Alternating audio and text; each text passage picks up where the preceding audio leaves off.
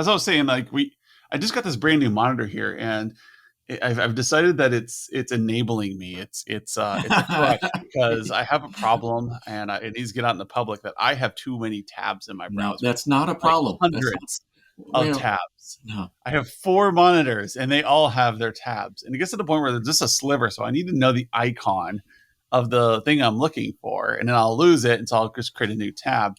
But now that I have this nice wide monitor, I'm like, hey, I can see. Hey, man, I'm like, oh no, this just means I'm embrace going the to put more tabs. tabs. No, no, just embrace the tabs. So Ugh. Google's got or Chrome's got a great feature. You can group all your tabs into tab groups. All right, and I so have been told about that. you know that's the real Like, hey, enabler hey, there. instead of using meth, why don't you just go straight to crack? And That's then it, so with man. crack, you could really condense it down to cocaine. Yes. So, anyways, today's all about gap analysis for profit. We kind of got on a roll in a community update a few days ago, and I thought, hey, this would be a great podcast episode. Yep. And the idea of doing gap analysis with clients is usually done by engineers to prove your client wrong, or hey, look, you need me, rather than doing a gap analysis and then lining it up and saying, hey, here's how places that you're kind of missing the mark and it's hurting your business, and we Hurting can your actually help business. you here. Yes.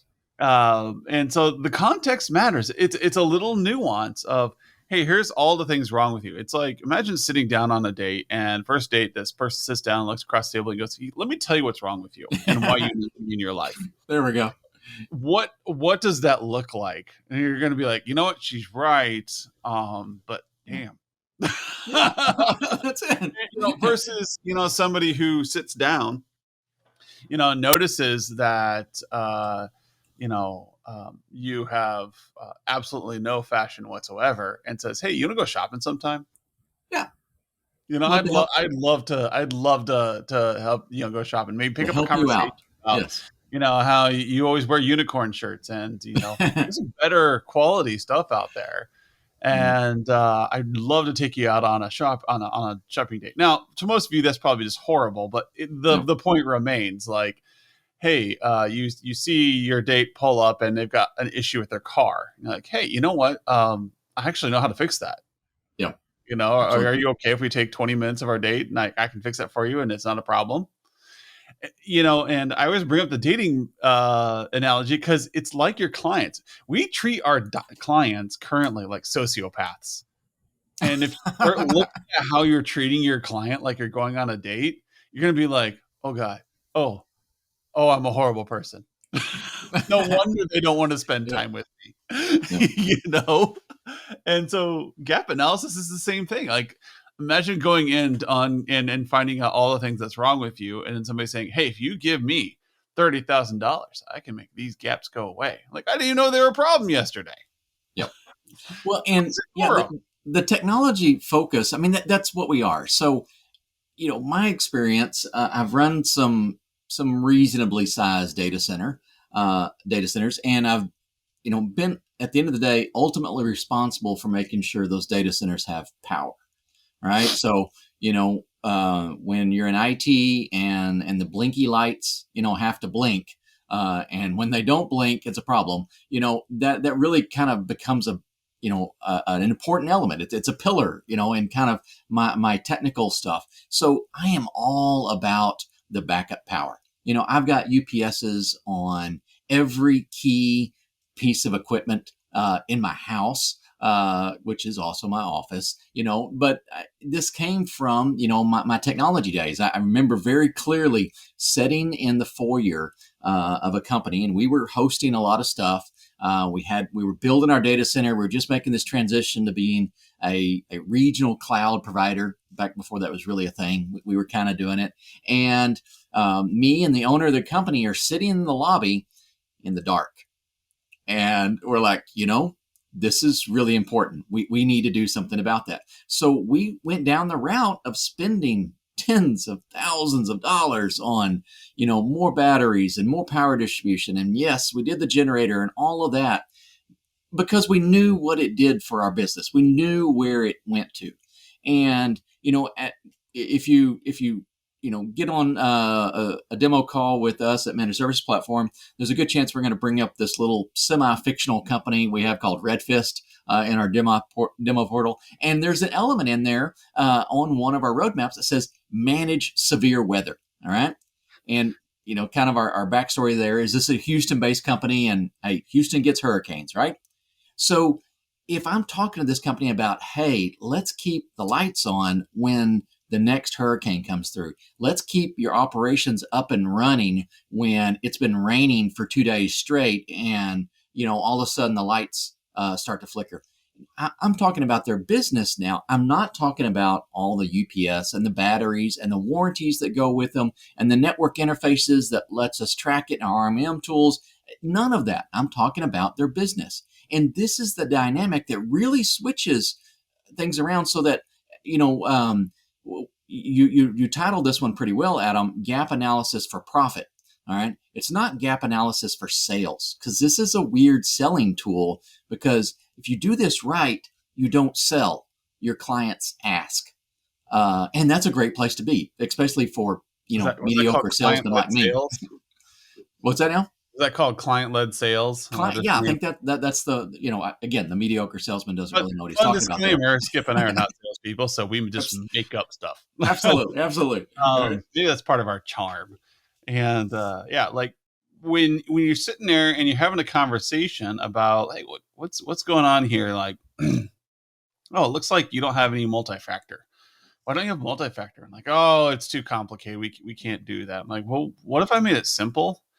And your employees could use it at home as well, like so they can use it across like Facebook, LinkedIn, and it can help them not get hacked at home. Because I know you have to have stories of one of your friends being hacked, and friend requests going out from their Facebook profile or their LinkedIn, and that matters. That's irritating. But if they knew that they could do multi-factor really easily without any pain, would that be worth, say, $30 a user to you? That's a gap analysis. Yep, absolutely. And you've identified something they should have. I mean, it's a no-brainer to do multi-factor these days. It's so easy. It's like falling off a log.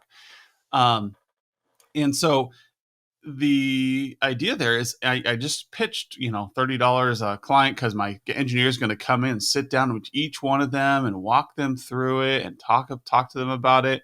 And at the end of the day, these 100 employees are all going to have a increased security that they're really happy about, that's really convenient for them, and you've covered a gap, and everybody's smiling because it's easy. Mm-hmm. And so that's a gap analysis that you just made profit on. Now, if you walked in and said, hey, I need to install multi-factor on all 100 devices, it's going to cost $3,000, and then we're going to install it on the firewall so that we can do intrusion prevention. That does not sound nearly as enticing as my employees being able to protect themselves at home and at work. It's a great benefit. Yep. And there's a whole bunch of security concerns out there that you can talk about this with. And your engineers, how to do this. You just got to think in terms of the 3,000 vulnerabilities that my client has. Yes. Look down the list. Which one do they care about? Maybe you're on the date with somebody and they don't care that they dress horrible. Maybe they're okay wearing the ratty t-shirt and shorts. That's just their style. Fine. They've accepted the risk and they're not going to mitigate it. They're just accepting it, and you're going to deal with it. Or maybe you hit upon something that they really feel passionate about, like they never had anybody to help them with fashion guidance, and they've always wanted it but didn't know how people learned. Maybe they didn't have a sister that showed them how to do this stuff, or never had a best friend who walked them through a good stylish wardrobe. And you're the first person who's called it out. But you got to read the situation. And you have to read the situation, read what they care about.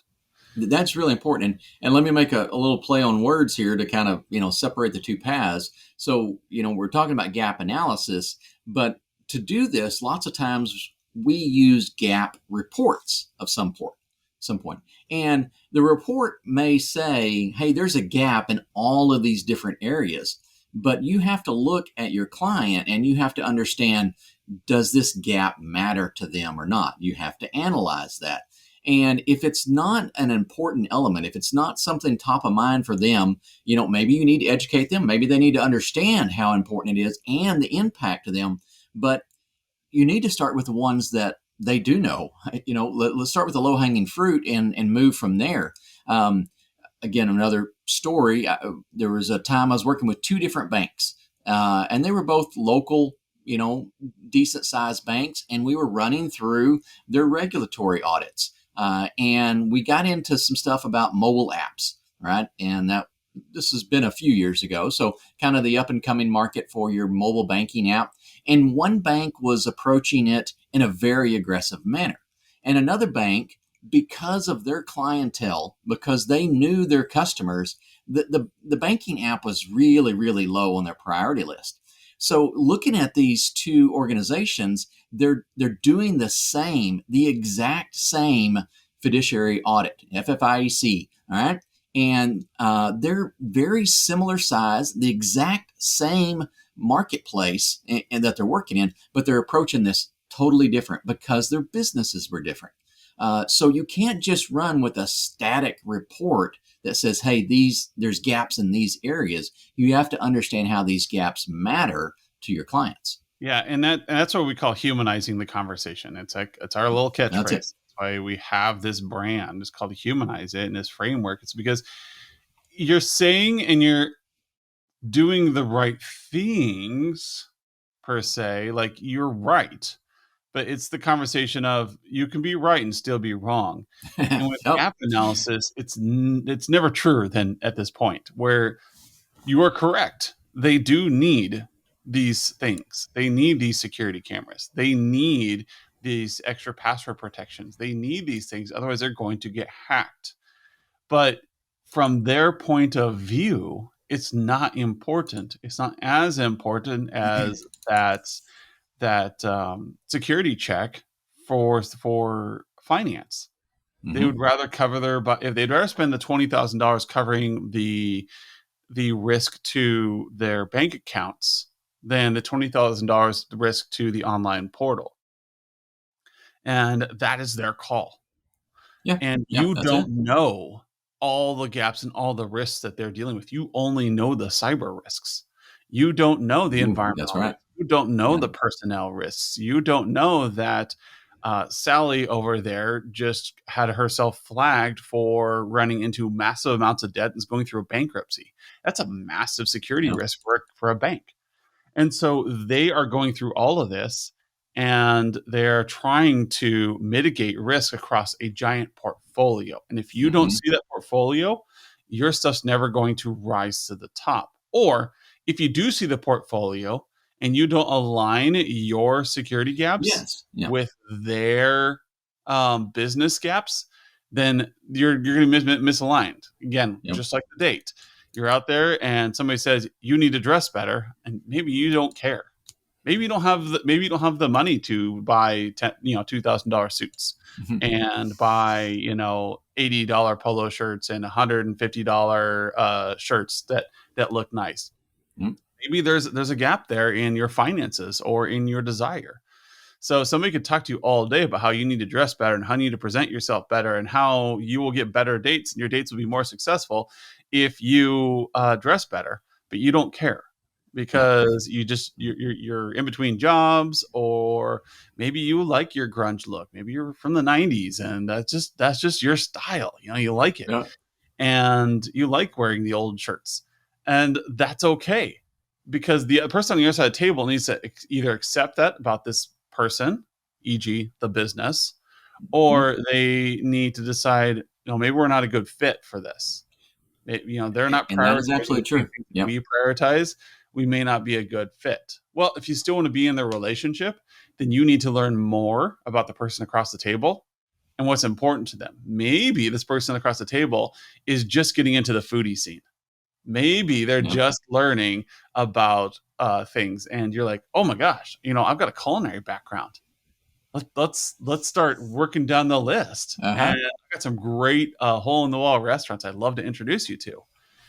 Again, that's the dating scene and how it affects the the business scene. And we use this knowledge all the time because it works, because you guys are in such a rut with your gap analysis that you think that if you present the data well enough, that the person across the table from you at the business is just going to get it and buy. Right. And a lot of times what happens is you beat them over the head long enough, they finally give in, or you finally they made the connection on their side. Like, oh, wait, yeah, that would affect Charles' job. That'd probably make it a lot easier. Oh, wait, my mother-in-law got hacked the other day, and that MFA really makes sense. But then it's kind of random on whether or not you're going to hit or not. You're not in control of the sale. It's just whether or not they had a life event or something happened in the business that triggers a link. But if you can make the link for them, even better. Yes. Well, and I know some of our listeners right now, some of the kind of a key account managers at MSPs, and you're saying, yeah, that all sounds good, but my clients trust me. All right. And I hear this over and over again, and it's not true. Okay. Your clients do trust. There's a lot of you who have earned that trust over years of work. You've built a relationship. And when you sit down at the table with this technology solution, and maybe you try to explain it, maybe you try to, turn it around into some sort of, simplified term or whatever. But at the end of the day, your clients look at you and you're passionate about this technology that they really need. And they go, all right, well, I think we've got money in the budget this time. I'll do that. That's a lot of work. And at the end of the day, that's blind trust. All right. And you've earned that blind trust through a lot of probably very, very hard work. But here's the problem. You can lose that blind trust in a heartbeat. All right. Yes. And so if you want to build anybody who has kids knows this for a fact. Yes. If you want to build real trust with your clients, then partner with them. Come along beside them. Work with them on their problems. They'll see and understand what it is, the value that you're bringing. And here's kind of the unfortunate side of it.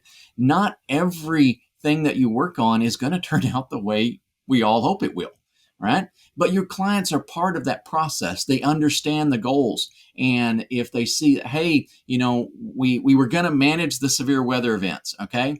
It didn't quite work. Yeah, we had a problem. We didn't.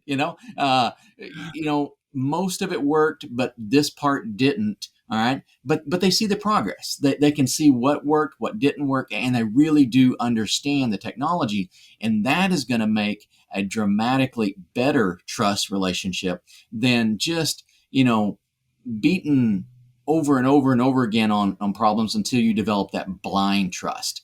And that's a hard place to be. And to be honest, I think a lot of MSPs out there have built their business on blind trust. And it's hard work. It's hard work. And a lot of CEOs are that way too. Like they okay, I found a good person. I'm just going to accept what they have to say as long as it's in budget. Yep.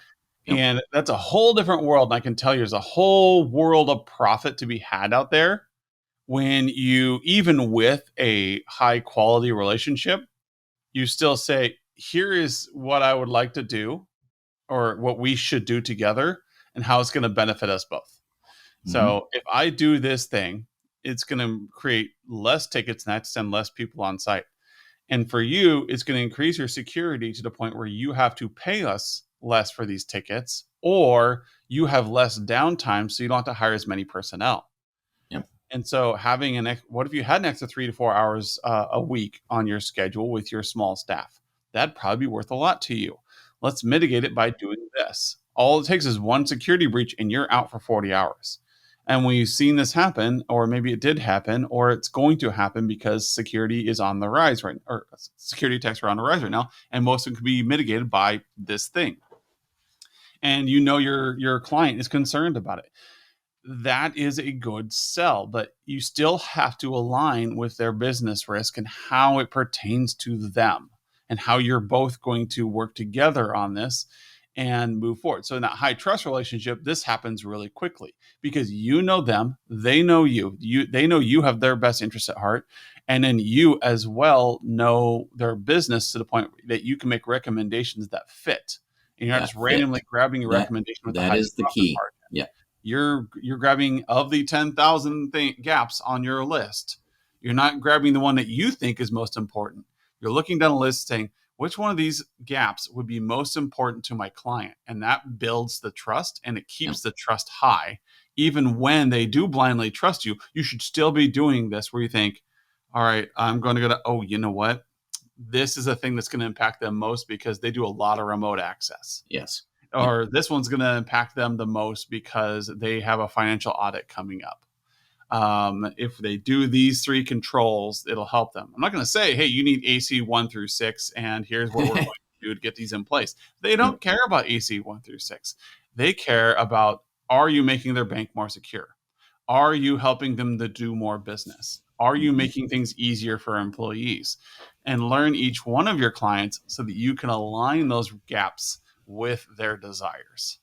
Well, and here's a real test of, is this a good approach? Is this going to be sustainable? You have to look back and see, who is it good for? All right.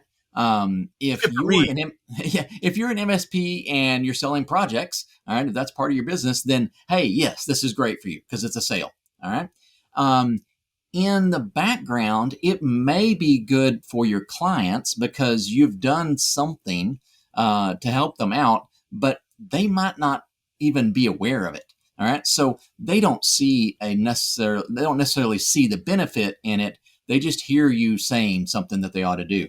But if you're really in tune with what they're doing, all right, and it's not that hard to be in tune. Okay. It's just mostly just a little bit of listening. All right. If you're in tune with what they're doing, then you're going to do something that helps their business, helps their organization. It makes them more money, or it mitigates a visible risk to them. All right. So they get benefit out of it. You sell a project. All right. You get benefit out of it. And if it's a win-win situation, you're going to be able to continue doing those things at scale with not only that customer, but all of your customers.